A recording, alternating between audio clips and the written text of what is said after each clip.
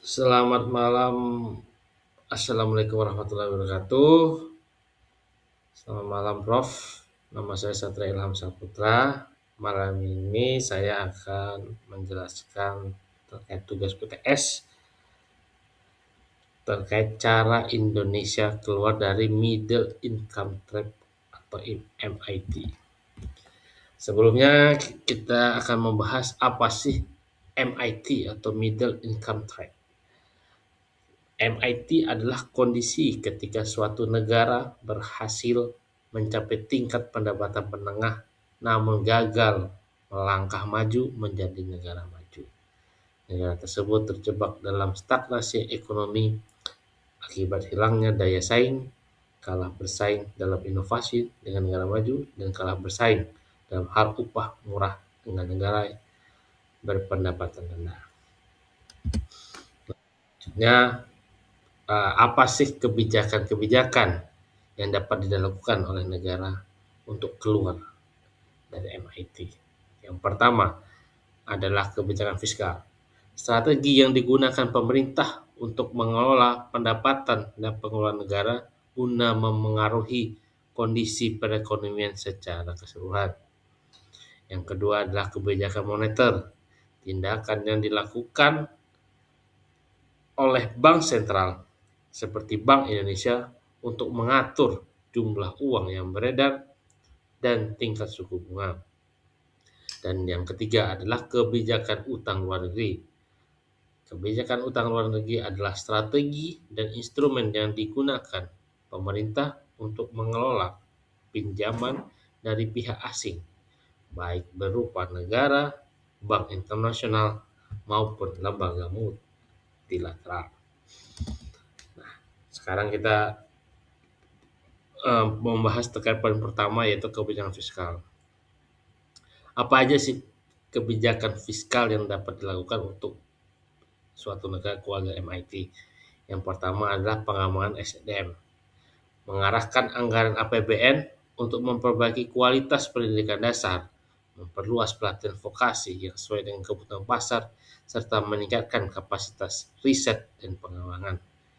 Yang kedua adalah hilirisasi industri serta infrastruktur, memberikan insentif perpajakan seperti tax holiday atau tax allowance untuk sektor hilirisasi sumber daya alam dibarengi dengan belanja negara untuk infrastruktur konektivitas yang memadai.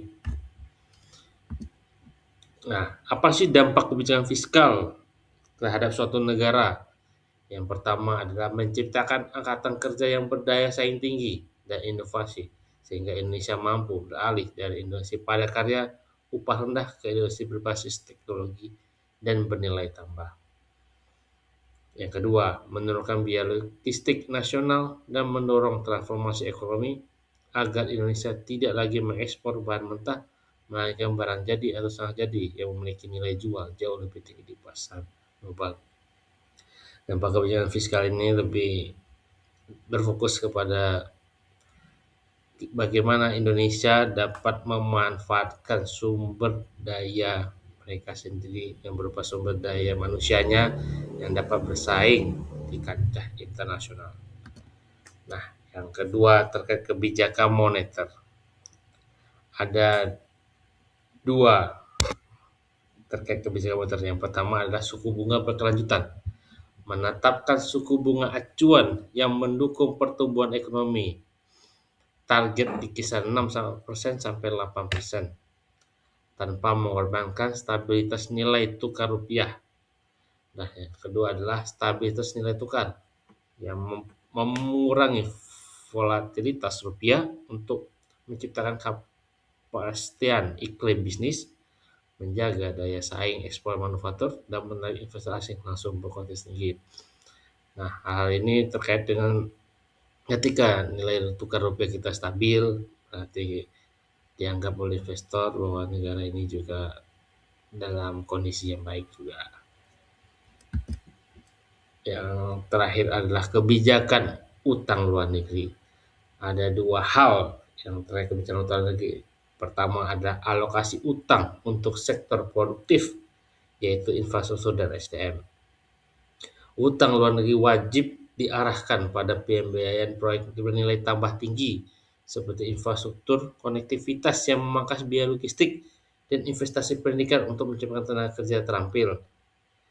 Seperti contoh dari ini adalah infrastruktur pembangunan jalan tol, pembangunan infrastruktur laut yang lebih mempermudah logistik. Yang kedua adalah disiplin fiskal dan pengendalian risiko makro.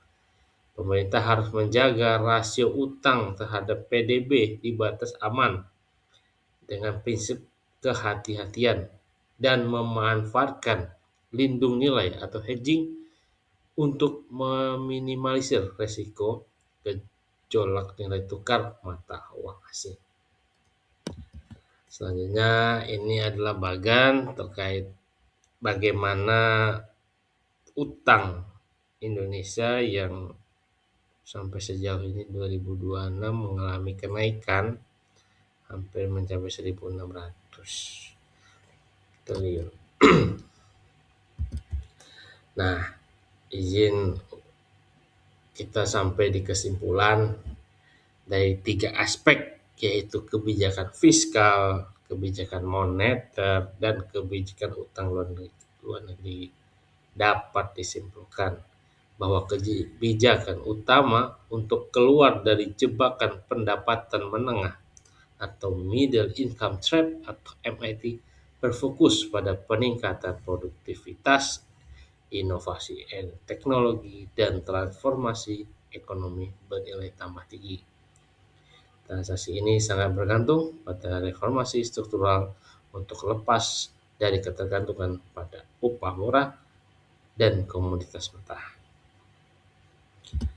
Nah, terima kasih Prof atas bimbingannya. Mohon maaf apabila saat saya menjelaskan saya ada salah kata atau perbuatan.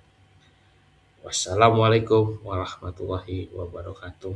Selamat malam.